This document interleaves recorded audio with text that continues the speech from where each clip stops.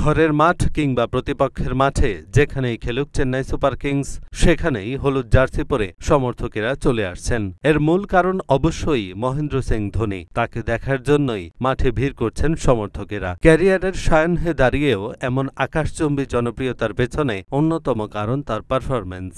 চলতি আসরেও দুর্দান্ত ব্যাটিং করছেন ধোনি। তবে বয়স আর ফিটনেস বিবেচনায় একটা প্রশ্ন বারবারই চলে আসে, এবারে কি ধোনির শেষ আসর? দলটির ব্যাটিং কোচ মাইক হেসি অবশ্য আশাবাদী, আরও বছর দুয়েক আইপিএল খেলতে পারেন ধোনি, তবে সেটা তার ফিটনেস সাপেক্ষে। ইএসপিএন ক্রিকইনফোর অ্যারাউন্ড দ্য উইকেট শো এর আলোচনায় হাসি বলেন, এখনও ও ভালোভাবে ব্যাটিং করছে, ও ভালো প্রস্তুতিও নিচ্ছে, অনুশীলনে তাড়াতাড়ি চলে আসে এবং প্রচুর বল মারে। আসর জুড়ে ভালো ফর্মে রয়েছে। আমার ধারণা ওর শারীরিক দিকটি ম্যানেজ করাটাই আসল বিষয়। গত আসরের পর ওর হাঁটুতে অস্ত্রোপচার হয়েছে, তাই টুর্নামেন্টের প্রাথমিক পর্যায় থেকেই এটি ম্যানেজ করার চেষ্টা করেছে। আমি আশা করছি ও আরও বছর দুয়েক খেলা চালিয়ে যেতে পারে, তবে কি হবে তা জানতে আমাদের অপেক্ষা করতে হবে। সিদ্ধান্ত একমাত্র ধোনিই নেবে। তাছাড়া ও একটু নাটকীয়তা তৈরি করতে পছন্দ করে, তাই এখনই কোনো সিদ্ধান্ত আশা করছি না।